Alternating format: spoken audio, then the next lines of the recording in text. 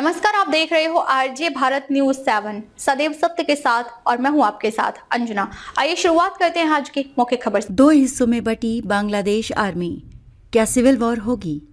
हिंसा के पीछे पाकिस्तान समर्थक अफसर, स्टूडेंट लीडर बोले तख्ता पलट की साजिश।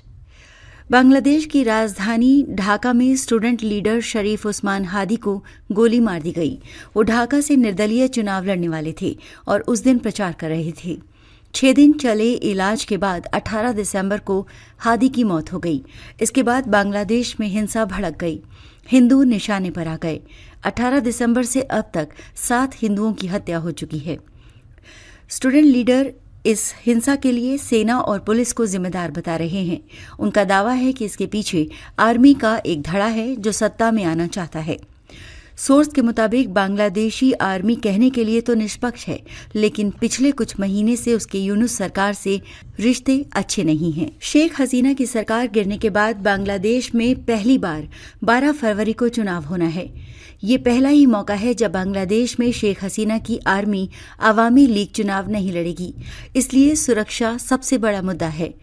चुनाव के लिए आर्मी ने अलग से इंटेलिजेंस यूनिट बनाई है। इससे मिले इंटेल के आधार पर चुनाव में सुरक्षा इंतजाम किए जाएंगे। पिछले करीब 1.5 साल की अंतरिम सरकार के दौरान ऐसे 2 मौके आए जब बांग्लादेश में सरकार और आर्मी के बीच कलह खुलकर सामने आ गई। चुनाव की तारीख को लेकर सेना की सख्ती। नवंबर के आखिर में सेना प्रमुख वकार उज जमान ने बांग्लादेश की अंतरिम सरकार से दिसंबर में चुनाव कराने के लिए कहा था। उन्होंने चेतावनी दी थी कि चुनाव पर कोई भी फैसला लेने से पहले सेना को भी जानकारी देनी होगी। उस वक्त अंतरिम सरकार का रुख चुनाव टालने का दिख रहा था। हालांकि सेना ने फरवरी से ज्यादा देर न करने की चेतावनी दी थी। इसके बाद सरकार और सेना के बीच मतभेद खुलकर सामने आ गए थे। बांग्लादेश की सीमा पर कॉरिडोर बनाने का फैसला। सेना प्रमुख ने अंतरिम सरकार को चेताया था कि बांग्लादेश की सीमा पर कोई भी फैसला लेने से पहले आर्मी से बात करना जरूरी है। दरअसल यूनुस सरकार में विदेश मामलों के सलाहकार तौहीद हुसैन ने कहा था कि यूएन के तहत प्रस्तावित रखाइन गलियारे से होकर गुजरने वाले एक कॉरिडोर पर सहमति बनी है। इसके तहत रोहिंग्या शरणार्थियों को मदद दी जाएगी। इस पर आर्मी का कहना था कि इससे सरहदी इलाकों में घुसपैठ बढ़ सकती है।